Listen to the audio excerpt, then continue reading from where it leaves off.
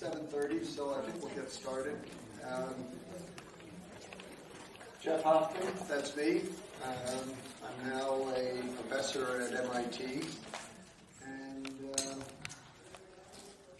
when Peter Schultz, who's the director of the Rhode Island Space Grant and partly sponsoring this event, I'm the director of the Massachusetts Space Grant, and Peter and I have known each other for many years. So he asked if I could come down and share some of my experiences. Oh, do you want to give an introduction? Sure. All right. I'll let Peter start out. We didn't know Peter Schultz.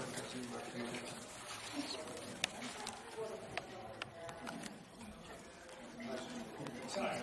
Not a problem. You're running along. I am. Hey, I'm Pete Schultz. I'm the director of the NASA Rhode Island Space Grant. Jeff Hoffman, besides being an astronaut, is the director of the Massachusetts Space Grant. So he's gracious enough to come down here. And I have a whole bunch of stuff. Now, are you going to go ahead and talk about your career, or do I have to talk about you? As long as you keep it short. I'll keep it real short.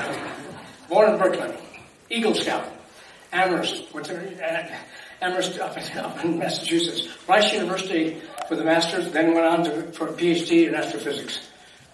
He's a PhD. After graduation, he got involved with several missions that he was in charge of. These are not missions he was an astronaut. These are just missions in X-ray astronomy. But he became an astronaut in 1979, and I think he's been on 5 flights between 1985 and 1996. So he's been around.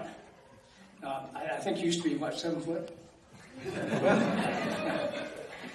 He has a lot of awards. He's now, since 2005, a professor and is co-director of the Massachusetts Space Grant. But I want to give you a different take on him. I've known Jeff for a long time. Sometimes I knew him even before he knew I knew him. And the reason is because I work in Argentina.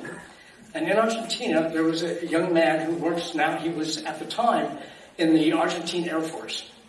And he spoke wonderful English. And he sent me a letter asking about things. I couldn't figure out how he had learned his English.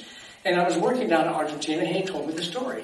He would send correspondence to Jeff from Argentina.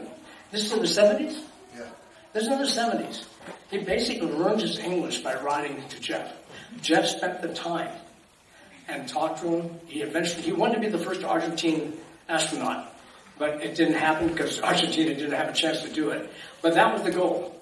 So my point is that Jeff is not all these things that I just talked about, but he's also an extremely nice guy, incredibly human, and he spent a long time with this kid who ended up being in the Air Force in Argentina. But Jeff, it's a pleasure to have you here. So Jeff Hoffman, NASA astronaut.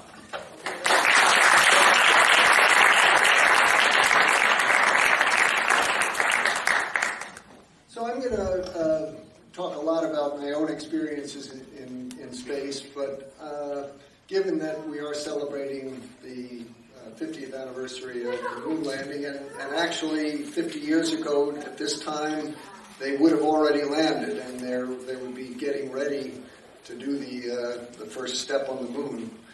And if you have not seen the website Apollo 11 in real time, I recommend it to you. You can start at liftoff. You can look at what was happening in mission control. You can look at what the astronauts were doing. They have a transcript of everything they were saying. So all those garbled words which nobody could understand when they were first saying, you can see really what was going on. It's a great website, Apollo11inrealtime.org. But anyway, thinking back to that famous speech, we choose to go to the moon before the end of the decade and do those other things, not because they're easy, but because they're hard. It's important to put that in context. Remember, there were a lot of other hard things to do, and there was a lot of controversy. Ending poverty would be hard. Ending hunger would be hard. And for various political reasons, our country chose to go to the moon. We could have chosen to do other things. The reason we didn't do those other things, though, was not because we went to the moon. And that's important to understand, because very often you hear, why are we spending all this money in space when we have all these problems on the ground? First of all, the space program has actually solved a lot of problems on the ground and has made our economy much richer than it otherwise would have been. But again, I don't want to get into the political side of things, but it is important to think back and realize that Apollo was a very unique time. You know, how did we get to the point where in the middle of the 20th century, with very limited technology compared to the sorts of things that we can do now, we went to the moon? And of course, it did go back to the Second World War when Werner von Braun and his team of German scientists were developing the V2. Now, my wife grew up in London, and she was born during the war and had to spend the first part of her life in bomb shelters. But the V2 itself, although it did kill quite a large number of people, relatively speaking, it was nothing like the Battle of Britain when the planes were coming over. And it was interesting, I was watching the PBS special on Apollo, and they pointed out that actually a lot of valuable resources in Germany were diverted from building fighter planes, which could have done something to prevent the bombing of the German cities, and those resources went into the V2 rocket. So in a sense, building the V2 was probably a good thing to the Allies. It certainly did not help Germany in the war at all.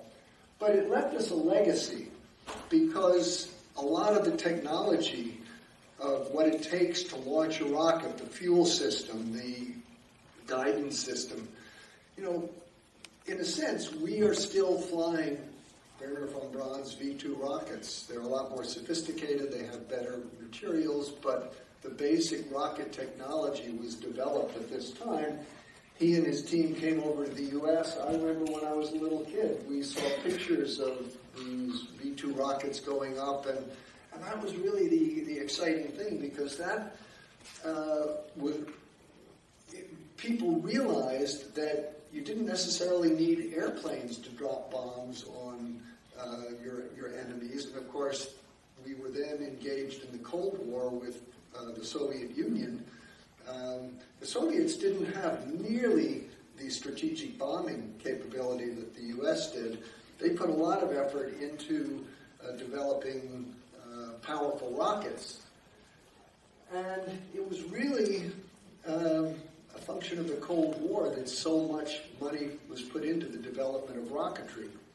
But at the same time, science fiction had sort of gotten people thinking, and we hadn't sent any people in space yet. But when I was a little kid growing up in New York City, these were my heroes. You know, there were no real astronauts yet, but we had Buck Rogers and Flash Gordon, and it was great. And all these, all the time in the 50s, it was the birth of the space age, and people were looking ahead. There were these famous Collier's magazine, and young people don't know anything about it, but it was, you know, it was as famous as Life magazine back in the day, and they had all these great articles about the coming space, you know, first spacesuit, man on the moon, can we go to Mars? And then Walt Disney, Tomorrowland, they had television shows about what it was going to be like exploring space, and so, you know, that was my dream when I was a little boy. And then, of course, we actually started the space age, and Sputnik was a great shock, because we all knew that satellites were going to be launched, but everybody in the United States knew that the U.S. would launch the first satellite, because we were so much more technologically advanced than the Russians.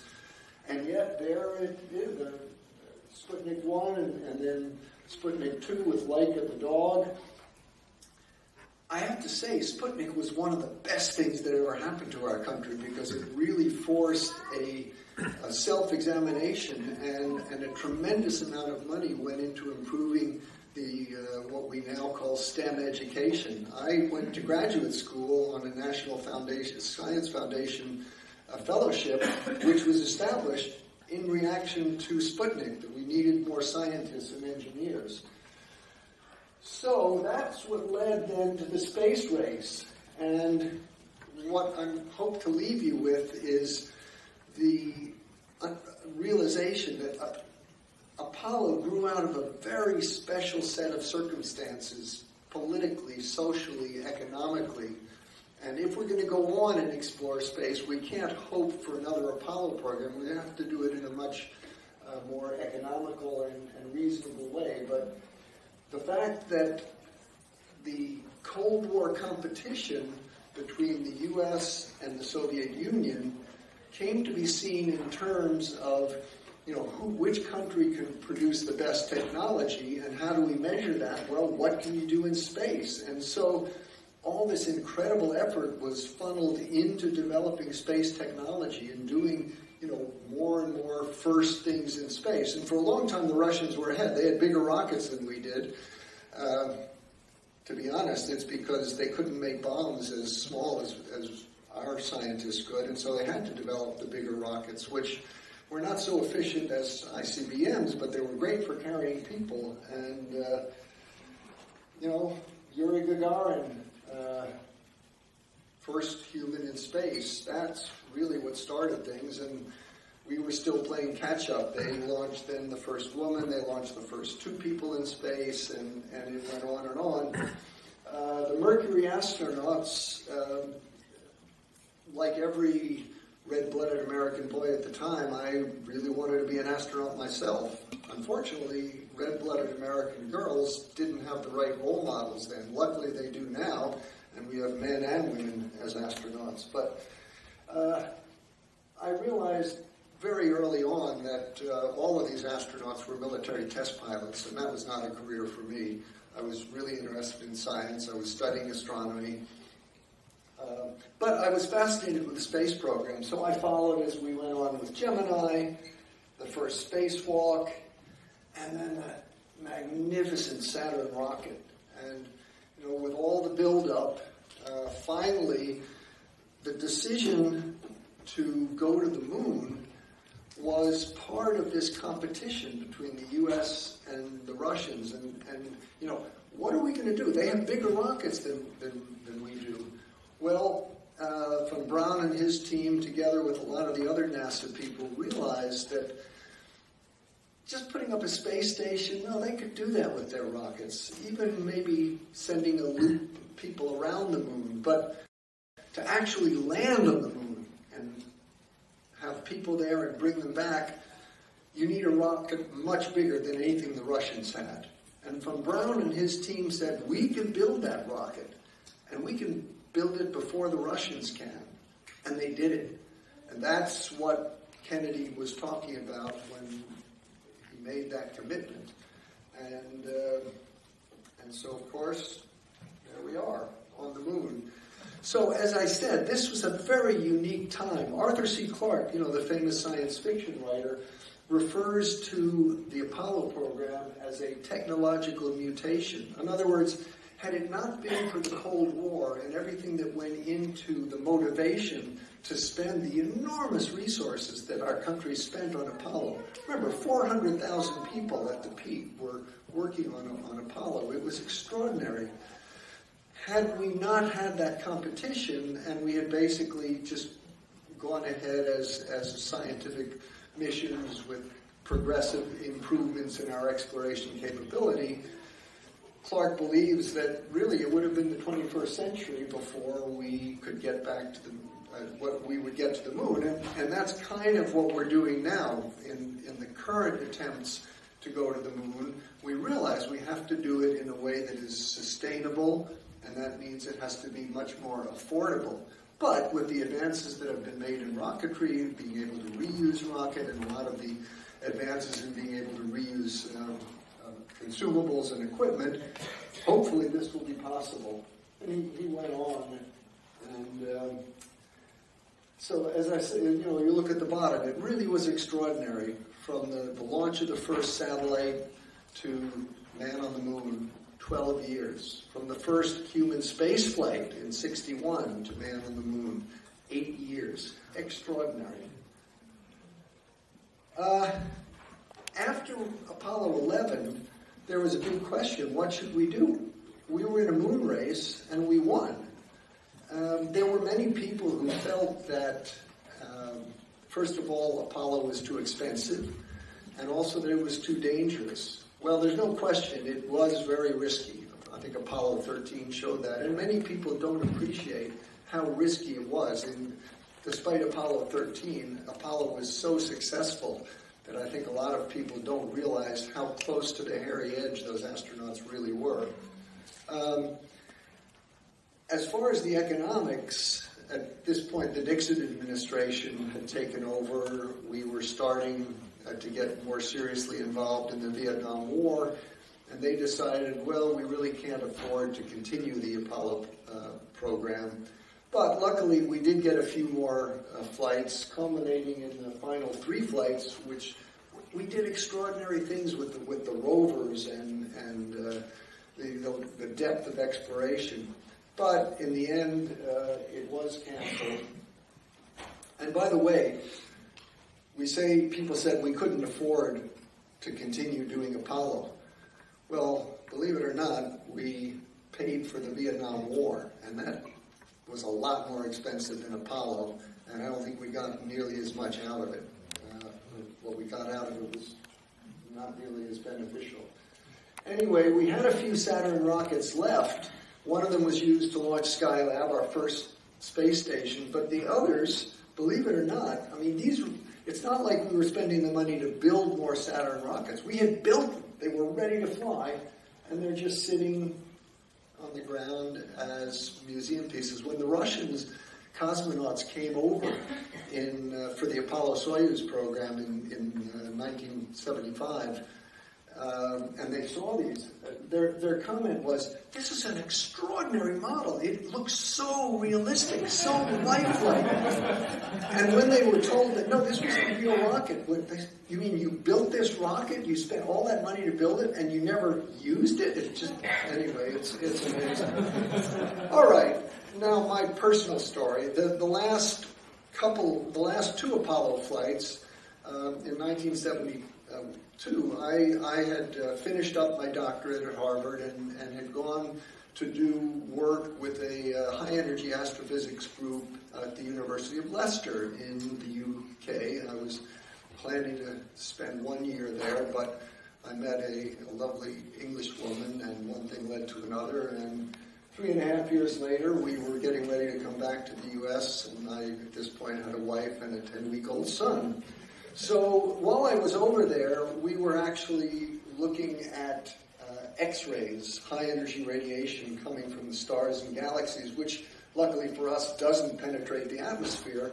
So we were putting our X-ray telescopes on the top of these small sounding rockets, and you can see me up at the front, the guy with the beard up there on the cowboy hat, doing our Dr. Strangelove bit. But anyway, we came back, and I started work as a research scientist at MIT, where we were now putting our X-ray telescopes into large satellites and launching much bigger rockets. But that was around the time, this is now getting into 76, 77, when NASA was doing the initial testing of what was then the brand new space shuttle. And the thing about the space shuttle, it had a crew of 7, and they only needed 2 pilots, like on a commercial airliner. That's what really opened things up for scientists, engineers, and when I heard about the possibility that NASA was going to select new astronauts for the space shuttle, and yes, they didn't just want pilots, they wanted scientists, engineers. I put in my application and was lucky enough to get selected as one of the, what we called 35 new guys, although it was also gals because we had the first women. Those are the 6 women, all of whom flew in space. And this was a new life. All my scientific training had never prepared me to, by the way, you notice I had to shave my beard off. When we fly those supersonic training jets, you have to wear an oxygen mask, and it doesn't really work well with beard. I kept my mustache for a long time, actually until the last black hair turned white, and then my wife suggested lose the mustache. And I always do what she says, so. But that was fun. I mean, these are like little sports cars up in the air. But one of the reasons they wanted us to do this, even though I was not going to ever pilot the space shuttle, space travel is it's really an extension of high-performance jet aviation, and they wanted us to get into that world, experience the accelerations, the strange physical feelings you get, as well as learning to work as part of a team, where your life depends on operating your equipment properly, having to deal with malfunctions, and so on. I won't go into great depths on astronaut training, but I was trained even before my first flight. On every shuttle flight, 2 people are trained to use spacesuits, even if they are not going to do a planned spacewalk, because you never know when something might happen. And so we do most of the training underwater, the reason being that a spacesuit weighs about 300 pounds here on Earth. If I were wearing a spacesuit, I could barely stand up. But underwater, the suit is filled with air, so it wants to float up to the surface. And so they put then lead weights on your chest and your legs and your arms so that you're balanced, you don't float, you don't sink, you're neutrally buoyant. And it's the closest we can come to actually working in space. This is training for the rescue mission of the Hubble Space Telescope, which of all the things I did in space, that was certainly the most significant. And I'll be talking to you a little bit about that later. Because I think, well, some of the people in the audience are old enough to remember when Hubble was put into space in 1990. I have to keep reminding myself when I talk to my students about this, they weren't born when Hubble was put into space, like a lot of people here. But those of you who were and remember, there was tremendous excitement before Hubble was ever put up. A lot of publicity about the incredible view it was going to give us of the universe and unlock the secrets of the cosmos. And then, when they started trying to use the telescope and found that it couldn't focus properly, and that was the best kind of picture you could get. You know, if you didn't live through it, it's hard to remember the despair. I mean, it was, in some sense, even worse than when the Russians launched Sputnik, and everybody was saying, you know, what went wrong? What did we do wrong? Why did we get beaten? In this case, we had done it to ourselves. You know, how could NASA screw up like this? This was around the time when NASA was trying to convince Congress to give the initial money that would go towards designing what would eventually become the International Space Station. And NASA was not very popular in Congress at the time. In fact, Hubble was actually denounced in the halls of Congress as a techno-turkey. Basically, the message was, you better do something to fix Hubble, or else don't come to us for new projects. And, you know, it was just, Hubble was the butt of late-night jokes from comedians. It was, I say, denounced in Congress. Well, there was a long process to try to figure out what had gone wrong, and I don't have time to go into all the details, but basically, this is the large mirror, about 2.4 meters in diameter. It's about 8 feet in diameter. And because when the mirror was being ground to the proper shape, the instrument that was used to measure the shape was installed improperly, and that led to the mirror being slightly too flat. In other words, a little too much glass was taken out of, the outside compared to the inside. How much? About 1 micron, 1/1,000,000th of a meter, 1/50th the diameter of a human hair. But Hubble was so precise that made all the difference. And so we got to the point where we knew what the problem was. Then there was a long process. You know, how are we going to fix it? And the answer was, well, for every scientific instrument in Hubble, we were going to have to install 2 tiny little mirrors, each about the size of your thumbnail. One of them would block the out-of-focus light from coming into the instrument, reflect it up to the other mirror, which would be slightly curved to compensate for the lack of curvature in the main mirror, and then that light would be reflected in. It was a very complicated, both optically, from a mechanical engineering point of view, but they came up with a scheme where this could be done. And for those of us in the astronaut office, this was the big question. You know, this was obviously a primo mission. Who's going to get to do it? And because it was such a critical mission, NASA wanted to do everything possible to reduce the risk of failure, including the determination that only people who had previously done a spacewalk would be eligible to be on this spacewalking crew to repair Hubble. Now, remember I told you that I had been trained even since my first flight on how to use a spacesuit. My first flight, we weren't planning to do a spacewalk. We were just taking up 2 satellites that we were going to launch into space and come home. That's what we were doing with the shuttle in the early days before Challenger. But as it turned out, one of those satellites didn't turn on, and they had us build some special tools and sent me out with my partner to attach those tools to the end of the robotic arm so that the next day we could rendezvous with the satellite and use those tools to flick this little switch on the outside. And so I had my Spacewalkers Union card. Sometimes you just get lucky. You never know. And so I was one of the 4 spacewalkers. And by the way, women do spacewalks too. Kathy Thornton and Tom Akers were on one team, and Story Musgrave and I were the other team of spacewalkers. Our commander and co-pilot and good friend Swiss astronaut who operated the robotic arm. So as I said, tremendous amount of, we spent 400 hours underwater practicing everything. We had enough consumables and time to do 5 spacewalks. We knew that, 5 days in a row. And that's why we had 4 people. Usually you just have 2 spacewalkers, but going out 5 days in a row, people thought that might be a little too much. So we were going to alternate. And Story and I went out on days 1, 3, and 5. Tom and Kathy went out on days 2 and 4.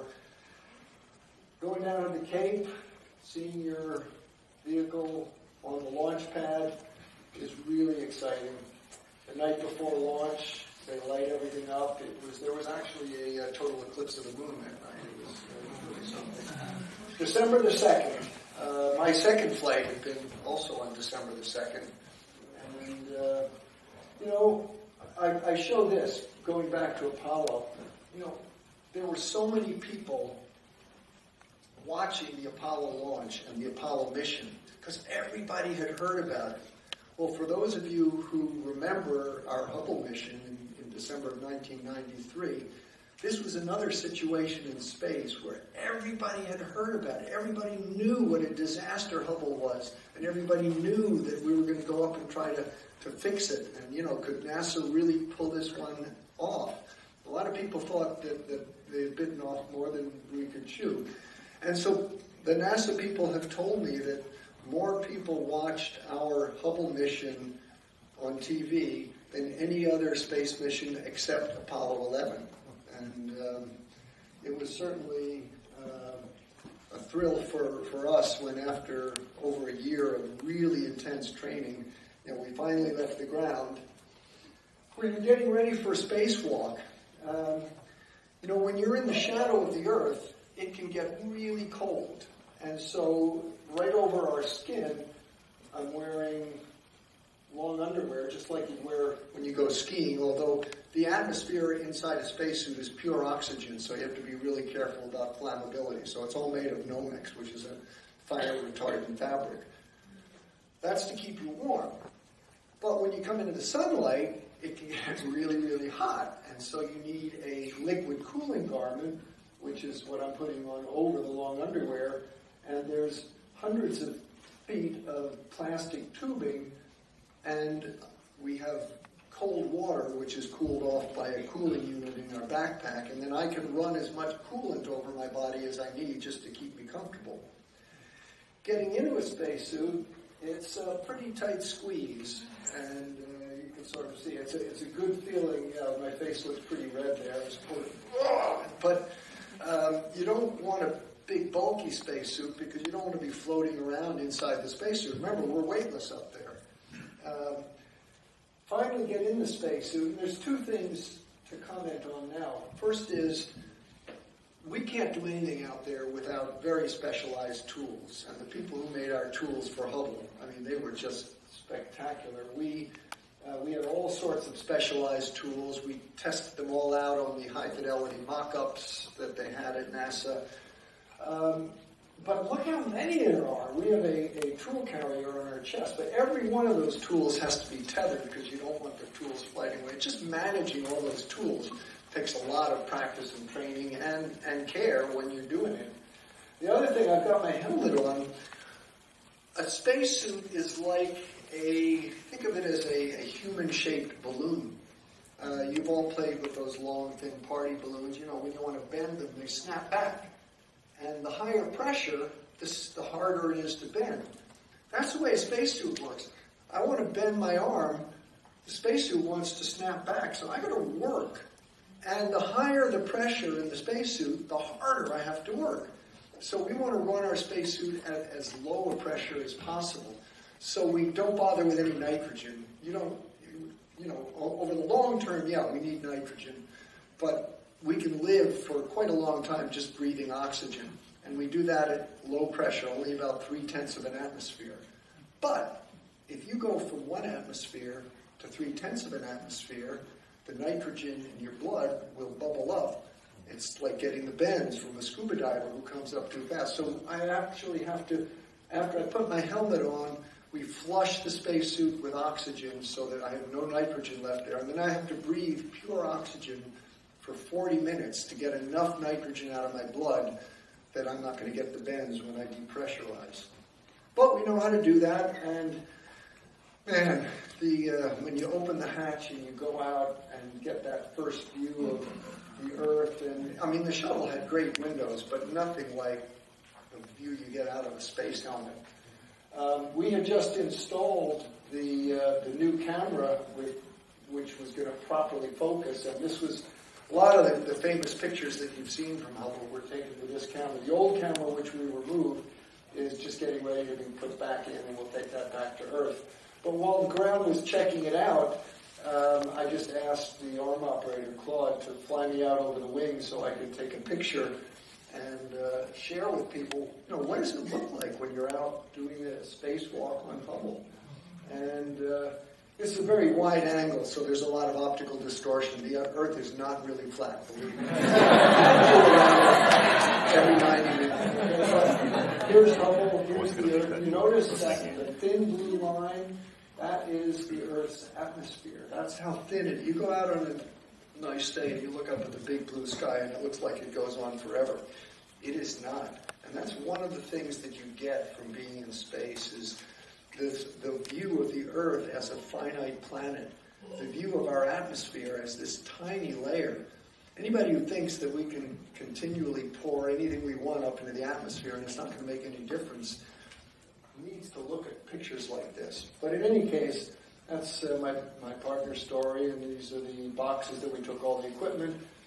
And we refer to the shuttle like a space truck, because the passengers only get a tiny little section up in the front, and all the rest is for cargo, and then the motors in the back, which you can't see in this picture. It was a spectacular mission, and you know, some unforgettable moments when we had to go up to the very top of that to replace the magnetometers, and you know, that's me with the red stripes. And of course, we're attached by a thin stainless steel wire. But actually, at a couple of times, I kept thinking to myself, well, what would it feel like if I just let go? And of course, you know, there's no, you don't have any sense of speed up there. There's no wind, there's no noise, there's no vibration. The only way you know how fast you're going, which, by the way, is just under 18,000 miles an hour, it's about 5 miles a second. You know, you fly over San Francisco, and 10 minutes later you're over Cape Cod. You know you're going fast, but there's no wind to blow me away. So, you know, I was holding on. All right, let go. Nothing happened. Come on, let go. Nothing happened. There was some deep-seated thing inside my animal brain, looking down 400 miles. I finally said, come on, stupid, let go. And I let go. And it was amazing, because as long as I held on to the shuttle, you know, the shuttle was so much more massive, I could move myself back and forth, and I was part of the shuttle system. As soon as I let go, I was an independent satellite. And of course, I understood all this. I know my physics and orbital dynamics. but it was this psychological transformation, and I realized that I could sort of turn myself around so I couldn't even see the shuttle. It was great. It was like lost in space, but knowing that I was going to get back. Anyway, we did everything that we set out to, and we put on new solar arrays. And when we came home, we were very pleased because, of course, we knew that we had accomplished everything that was set out. But would the optics really work? Now, this is not a suspense story, but because you know that it did. But just to share with you the experience that I had, it was New Year's Eve. They couldn't turn the instruments on for a couple of weeks for various reasons. So it was around New Year's that they were getting things ready, and an old astronomer friend from the Telescope Institute called me up, said, Jeff, get some champagne. We had some champagne left over from our party. He said, I'm not really supposed to tell you this because they want to make a public announcement in a couple of days, but we figured someone on the crew ought to know, and you're an old friend. Just want you to know we got the first pictures back from Hubble, and it worked. And this was not a suspense story. We knew that it worked.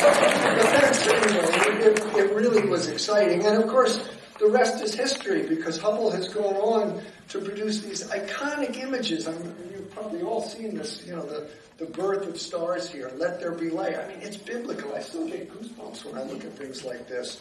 The birth of stars, the death of stars, that when the stars form these planetary nebulae and the atmospheres expand, that they look like, creations of some psychedelic artist. But this is the universe we live in. It's extraordinary. And the most wonderful is the Hubble Deep Field, where Hubble was pointed at a tiny section of the sky, so about what you would see if you looked through a soda straw. A portion of the sky that, as far as other telescopes were concerned, was empty. Everything you see here is a galaxy. Thousands of galaxies. And it increased our understanding of what our universe is made of. And again, I could talk for hours about all the discoveries from Hubble, but it's rewritten astronomy textbooks many times over. So, people often would ask me, particularly some of my astronomy friends, didn't I regret having to give up my career as a research astronomer in order to become an astronaut? Well, I never really did regret it, but luckily, getting chosen to be on this incredible rescue mission for Hubble, I probably made more of a contribution to astronomy than I ever would have had I continued to do research. And Hubble is doing just fine. It's still up there, waiting for the next big telescope, the Webb telescope, which is still probably 2 years away from launch, which will be even bigger and will open up even more of the universe to our knowledge. So I just want to finish.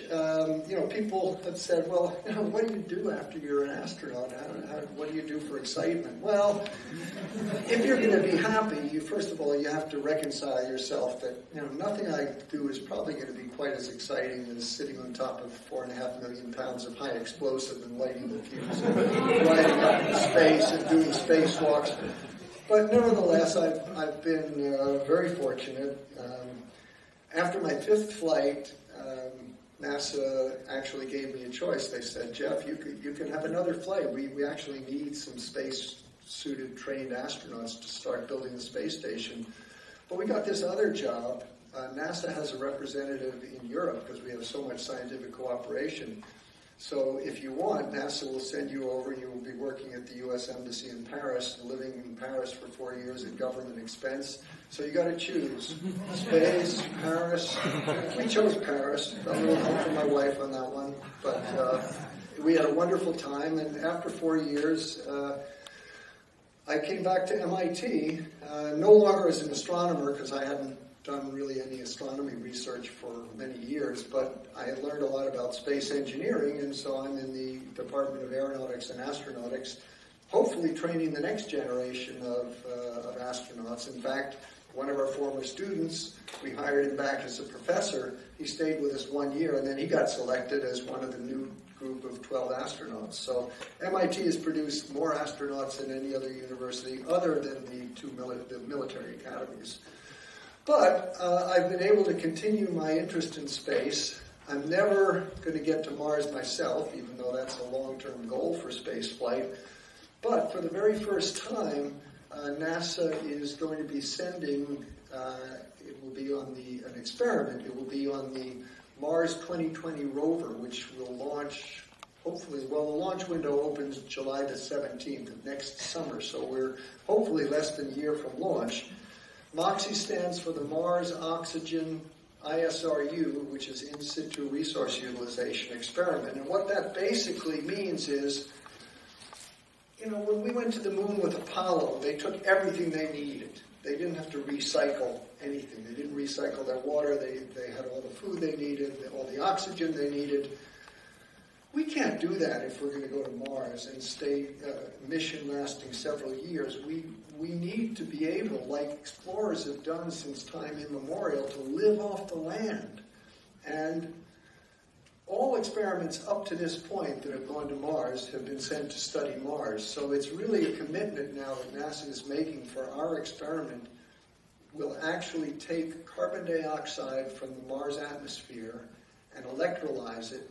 That is, use electricity to split the carbon and the oxygen and produce actual usable, breathable oxygen. Very small scale. This is the actual size. That's a 3D printed model. It's a combined experiment of MIT and Jet Propulsion Laboratory. This is the actual experiment. It's fancy gold plated, but basically this is the motor and the compressor, which will compress the Mars atmosphere, which is only about 1% the density of Earth's atmosphere at sea level, and put it into the electrolysis unit over there.